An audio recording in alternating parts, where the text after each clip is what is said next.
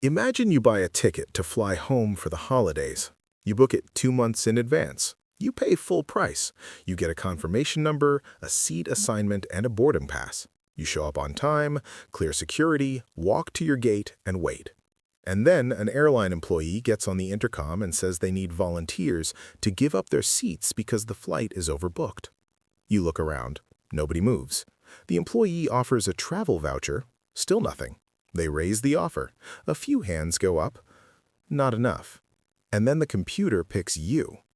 You have a confirmed reservation, you paid for your seat, you did everything right, and you are not getting on that plane.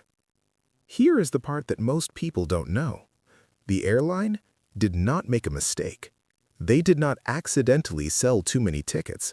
They did this on purpose. It is called overbooking. It is completely legal, it is standard practice across the entire industry, and it happens on thousands of flights every single day. And buried in the fine print of the ticket you bought, in a document called the contract of carriage that you agreed to without ever reading, they told you this could happen. This video is about how overbooking actually works, why the law allows it, how airlines decide whose seat gets taken, and what you're actually entitled to when the system fails you in the most visible way possible. To understand why airlines overbook, you have to understand the fundamental economics of an airplane seat. An airplane seat is what economists call a perishable commodity. The moment that plane pushes back from the gate, every empty seat becomes worthless forever. Unlike a hotel room that can be resold the next night, or a product that can be returned to inventory, an unsold airplane seat at departure is revenue that disappears permanently. It cannot be recovered. Now, layer on this the reality that airlines operate on razor-thin profit margins. In a good year, the average profit per passenger on a domestic flight is somewhere between $2 and $5. Not 200, 2. Airlines are moving enormous volumes of people on margins so thin that a handful of empty seats on every flight can mean the difference between a profitable quarter and a loss.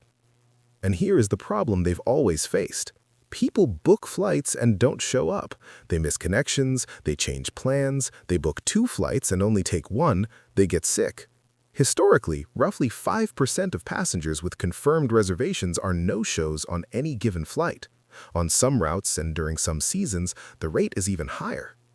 Without overbooking, research suggests that roughly 15% of all airline seats would fly empty.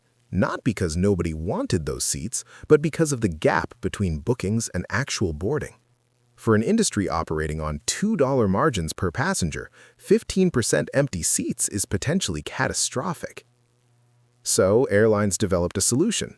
They sell more tickets than they have seats, using sophisticated algorithms to predict how many no-shows to expect on any given flight based on the route, the day of the week, the season, historical data, and dozens of other variables. The goal is to have every seat filled at departure, not to strand passengers, but to counteract the predictable reality that some percentage of ticket holders will never show up. The system works perfectly the vast majority of the time. Flights fill up, no-shows are absorbed, nobody notices. The problem only becomes visible when the algorithm is wrong, when more passengers show up than expected and the flight is genuinely oversold.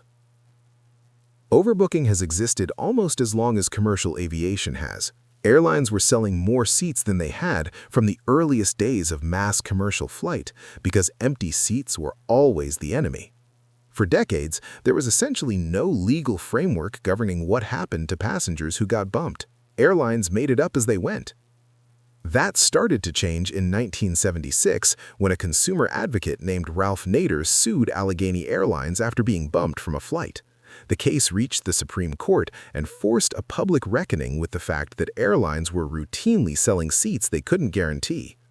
The result was new federal regulations requiring airlines to disclose their overbooking policies and establish clear rules for what happens when a flight is oversold. Those regulations, codified in Title 14 of the Code of Federal Regulations, Part 250, are still the framework governing airline overbooking today. And the framework has a specific tiered logic to it. First, the airline must ask for volunteers. When a flight is oversold, the airline is legally required to solicit passengers who are willing to give up their seats voluntarily in exchange for compensation. The compensation itself is at the airline's discretion. It can be a voucher, miles, cash, or anything else they choose to offer. Airlines have offered as little as a travel credit worth $100 and as much as $10,000 depending on how desperate they are to fill seats on the next flight. And if enough volunteers come forward, the problem is solved. Everyone who wants to fly still flies, everyone who volunteered gets compensated, the airline continues operating. This is the intended outcome of the system, and it works most of the time. But if not enough volunteers volunteer, if the flight is so full, the offers aren't high enough, or the timing is so bad that nobody is willing to wait, the airline moves to the next step. They bump someone involuntarily. Involuntary bumping is where the system starts to feel like something is being done to you rather than offered to you. And how an airline decides who gets bumped involuntarily is one of the least transparent parts of the entire process. Federal law does not tell airlines how to choose who gets involuntarily bumped. It only says they have to do it according to their own stated boarding priority policy, which must be publicly available but is almost never actually read by passengers. Every major airline publishes this policy somewhere on their website. Almost nobody reads it until they need it. In practice, the factors that protect you from being bumped involuntarily are things like how much you paid for your ticket, how early you checked in, and whether you hold elite frequent flyer status with that airline. A last-minute discount ticket holder who checked in at the gate is significantly more vulnerable than a business class passenger who checked in online 12 hours before departure. The specific algorithm that ranks passengers for involuntary bumping is proprietary. Airlines don't publish it. What we know comes from what airlines have disclosed in legal filings and from the experiences of bumped passengers over decades. What it effectively means is that the passenger least likely to fight back, least likely to have legal resources, and least likely to represent lost future revenue is the one most likely to lose their seat. Once you've been selected and the airline has confirmed you are not getting on that plane, the compensation rules kick in. If the airline can get you to your destination within 1 hour of your original arrival time, they owe you nothing beyond a rebooking. If the delay is between 1 and 2 hours on a domestic flight, they owe you 200% of your one-way fare, up to a maximum of $775. If you're delayed more than 2 hours, that doubles to 400%, capped at $1,550. These numbers are the legal floor. Airlines can always offer more. And, importantly, you have the right to receive that compensation in cash rather than a voucher, if you ask for it. Most airlines don't tell you that. In April 2017, the entire hidden machinery of overbooking was suddenly visible to hundreds of millions of people who had never thought about it before. United Express Flight 3411 was scheduled to fly from Chicago to Louisville. The flight was full. At the last minute, the airline determined that 4 crew members needed those seats to position for other flights. Nobody volunteered to give up their seat at the offered compensation of $800. The computer selected 4 passengers for involuntary removal. 3 of them complied. The 4th was a 69-year-old physician named David Dow. He told airline employees he had patients to see in Louisville the next morning and refused to leave. Airport security was called. In the struggle that followed, Dow's face was slammed against an armrest. He was dragged, bleeding, down the aisle of the plane while other passengers filmed on their phones. The videos spread across social media within hours. United stock fell nearly $1 billion in market value by the next trading day. The airline's initial response made it worse. CEO Oscar Munoz issued a statement apologizing for having to reaccommodate customers. The phrase became instantly infamous. A doctor was dragged off a plane with a bloody face, and the company called it reaccommodation. Munoz later issued a fuller apology. United reached a confidential settlement with Dow.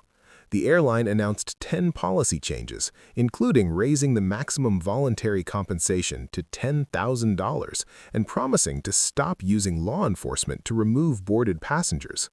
In 2021, the Department of Transportation amended federal rules to prohibit involuntary removal of passengers after they have boarded, a direct response to the Dow incident.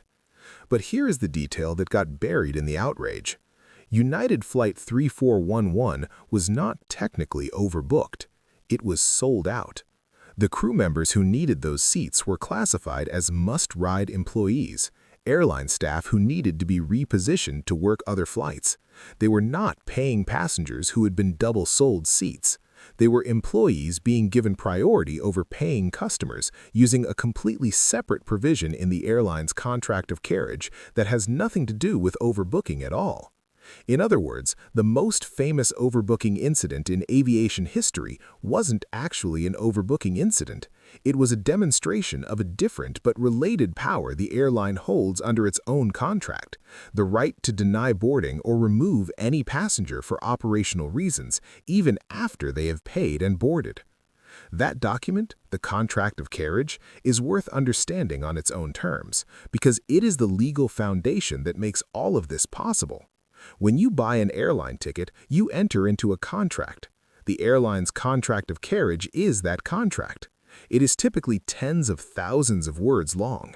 It governs every aspect of your relationship with the airline, what they owe you if your flight is delayed, what they can charge you for bags, what happens if they change your seat, and yes, what they can do if they decide they need your seat back. The contract of carriage is referenced during the ticket purchase process. It is not presented to you. Most airline websites have it buried several links deep. The legal principle that you agreed to it when you bought the ticket is the same principle that governs most digital terms of service. The existence of the document is disclosed, your purchase is treated as acceptance, and the specific contents are your problem to read.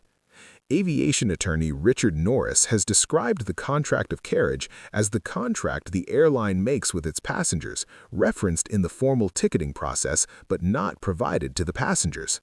The contract is always available for the asking, it is just almost never asked for.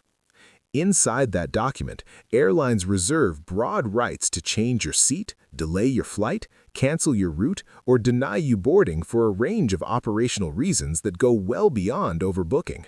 The passenger rights that exist, the compensation floors, the volunteer solicitation requirement, the rebooking obligations, exist because federal regulations were imposed on top of the contract, not because the contract itself provides them. So what do you actually do with this information if you're standing at a gate and your name is called? First, know that you have the right to ask what compensation is being offered before you agree to anything, and you have the right to negotiate. The first offer is never the final offer. Airlines would rather pay more to a volunteer than go through the process of involuntary bumping if the gate agent is looking for volunteers. They have flexibility. Ask what the maximum is. Ask if they can add meal vouchers and a hotel if you'll be stuck overnight. Ask if the compensation can be paid in cash rather than a voucher. Second, if you are involuntarily bumped, ask immediately for written documentation of why you were denied boarding and what compensation you are entitled to. Federal law requires airlines to provide this. The written statement protects you if you need to dispute the compensation later. Third, understand that your vulnerability depends heavily on timing. Online check-in exists and you should use it.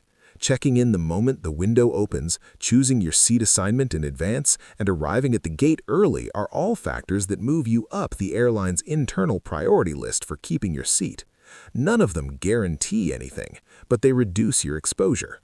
And finally, if you're connecting through a hub and your first flight is delayed, the most dangerous moment is not being bumped at the original gate. It's arriving late to your connecting flight to find that your seat has already been given to a standby passenger because the airline assumed you weren't coming. Missed connections due to airline delays are governed by different rules than overbooking, and the protections are weaker. Overbooking is not going away.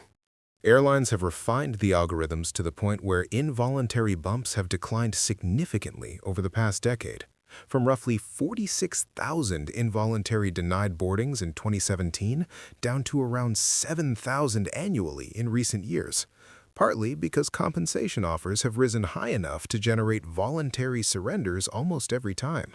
The system has become better at solving its own problem before it becomes visible, which is, in a way, the most Sysplain thing about it. The seat you paid for was always contingent on a set of assumptions the airline made about who would and wouldn't show up. When those assumptions are wrong, the contract you didn't read determines what happens next. Not the confirmation email, not the seat assignment, not the boarding pass with your name on it. The contract. If there is another system quietly running in the background of your daily life that you want explained, subscribe. New video every Wednesday.